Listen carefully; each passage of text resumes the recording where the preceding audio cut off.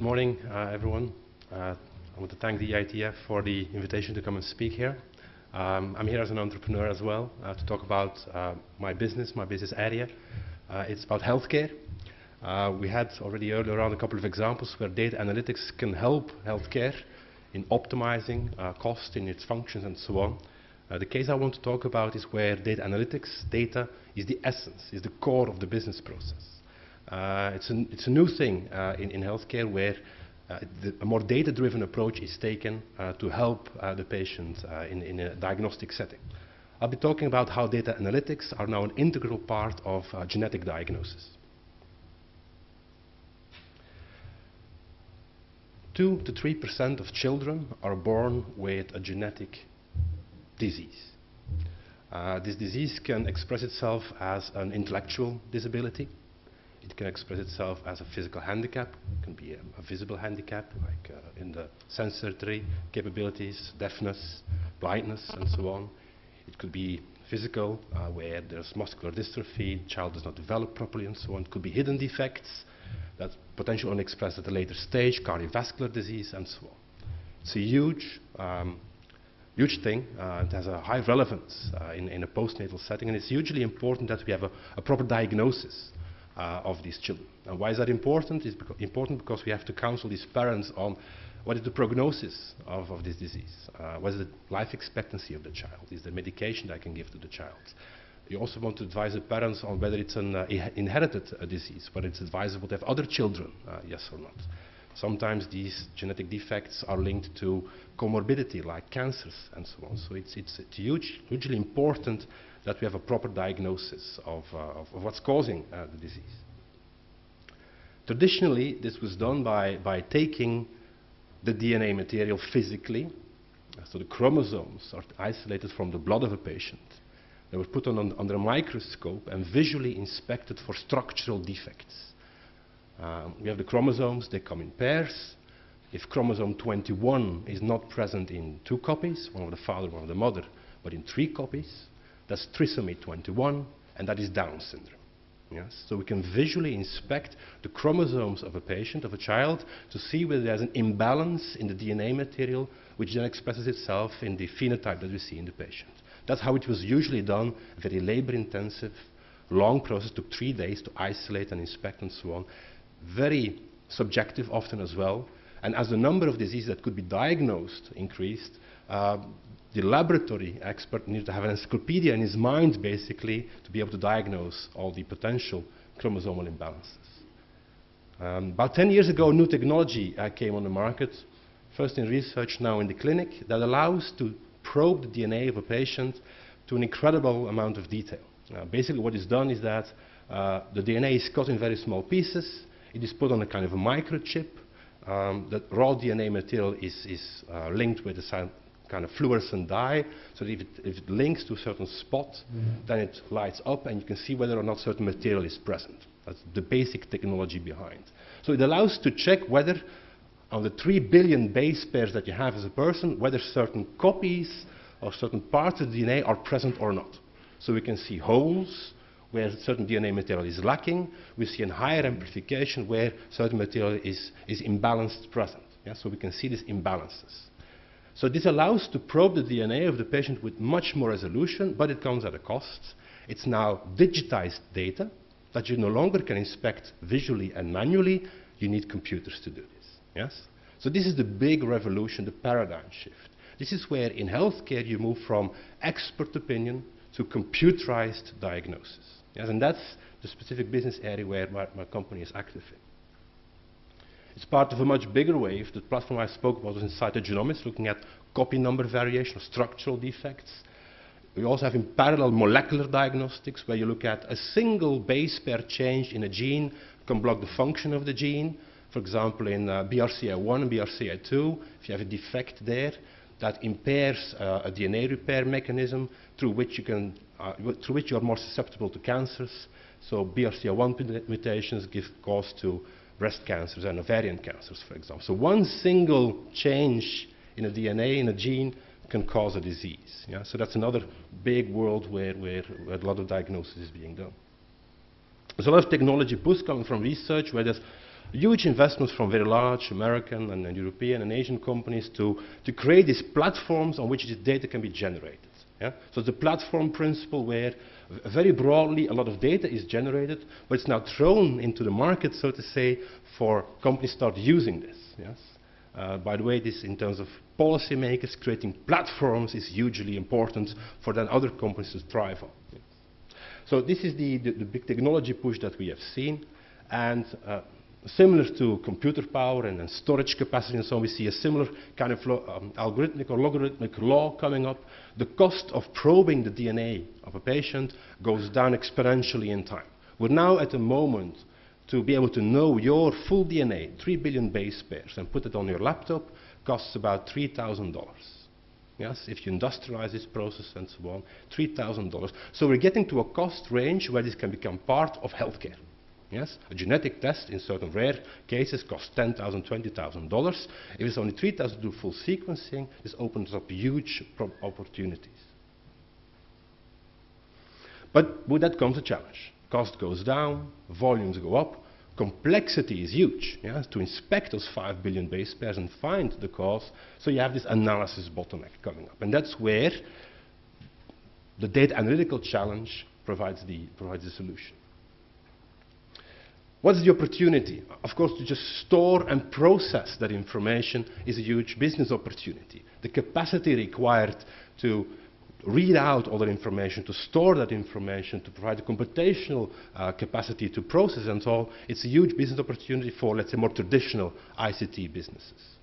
But of course, to move this into the cloud now, to put your DNA in the cloud is an obvious thing, because the data is generated at one side, is being sent to a hospital, then to a referring physician, to a treating physician, and so on. So the mobility of this DNA data is very important, and that's why the fit with the cloud concept is also very important. Now, obviously, to put your DNA material on the internet, so to speak, security issues come up and questions come up about who can consult this and so on. So there's huge technical challenges that need to be overcome, and also societal barriers that need to be overcome to be able to properly make use of this data. And it's certainly one of the main challenges that we see when we offer our services to hospitals to help them manage their DNA material from patients. We ask them to put their data on the cloud, and that's a huge barrier to be able to convince these people of the security of our services, and that the platforms that we use on which we store those are properly compliant also with legislation and best practices and so on. So it's a huge challenge to be able to do that. Another data analytical challenge is the puzzle we have to solve, and this is a typical case. Patient comes in, child, it's a girl, she's 8 years old, and she's severe obese, morbidly obese. Yeah? That's a term that is typically being used. And that's the only thing you know. Yes?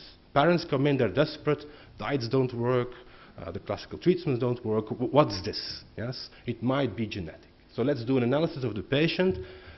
Typically what is done now is an exome analysis. It's not a full DNA material, but only the genes, the 20,000 genes that we know. So that's about 1% of the DNA material is sequenced. And we have in the patient 30,000 variants against a reference person. All of us are different. Yes, the shades of gray. Everybody has genetic variation. And this is the order of magnitude that we see. Every person, only in the genes, has about 30,000 variants. To know whether it's inherited, we have to check the parents. So we see about 35 in the mother, 35 in the child. The challenge is now, which one of those causes the obesity of the child? Yes? That's the challenge that we have to solve. That's the challenge that the doctors have to solve now, and that's where we are trying to help them. That's the size of the puzzle. What they have to do is they have to check the quality of the data, they have to check databases of known diseases, they have to check research databases on mutations, they have to check publications. So there's huge amounts of information out there. Most of it, luckily, is already online that they can consult. And what we then try to do is this big data analytical problem is take all that data in and automate the process of inspecting each of these individual variants against all the information out there, and highlight those variants that are most likely to be linked to the phenotype that we see in the patient. Yes? So behind that, there's similarity searches, association searches, text mining on publications and so on. So there's a huge library of, let's say, hardcore data analytics and data mining techniques that have to be put in the hands of a doctor for his use. So it's a huge amount of information that has to be consulted, and that in itself is a huge challenge. On top of that, it's a growing field. I mean, these technologies are new. We know the causes of the main diseases, dominant diseases and so on, but some diseases are rare. They're individually rare, yes, but on a global scale, they're very common, yes. Unfortunately, they fall below the threshold where pharma is interested, yes. So it's typical orphan diseases, rare diseases, and it's a matter of trying to find data sharing between labs, that they contribute information they have on genes and on diseases that they can learn from one another. So that's another thing that we try to do, is have these doctors and hospitals share information with one another so that they grow the body of knowledge that is underlying their genetic diagnosis.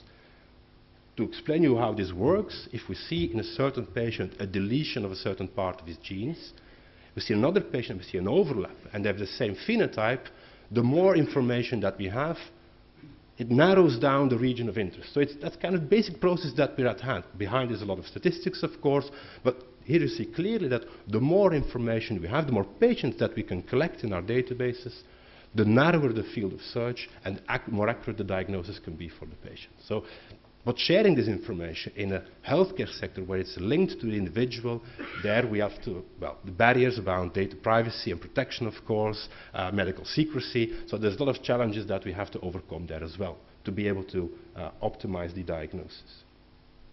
Last slide. Where are we going? I wanted to paint the picture. This sounds like very interesting, but it's actual industry now. Yes, it's in the field.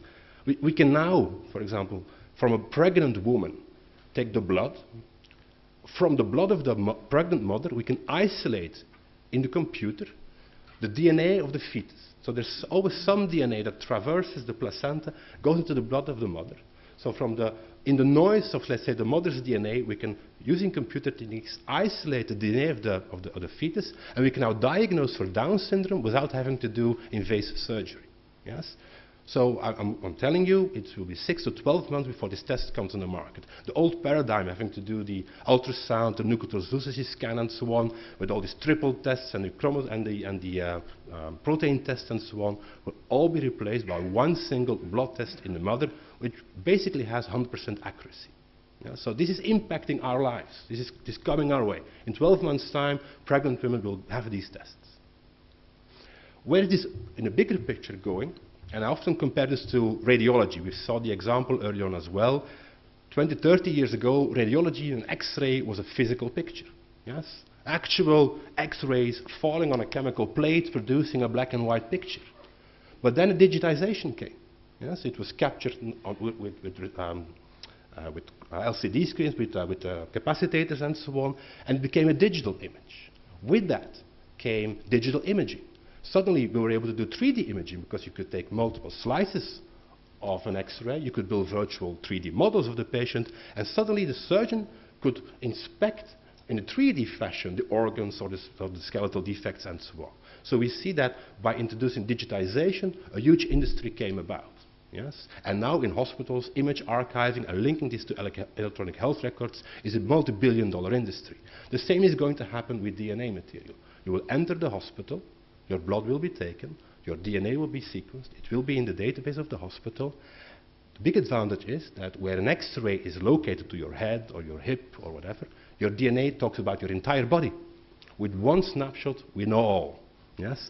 And whenever anybody has a question, any physician has a question, they can consult this database. Yes? They will interrogate your DNA and extract the information they need. You have a heart defect, do you check against these 900 genes? Are you susceptible to that medication?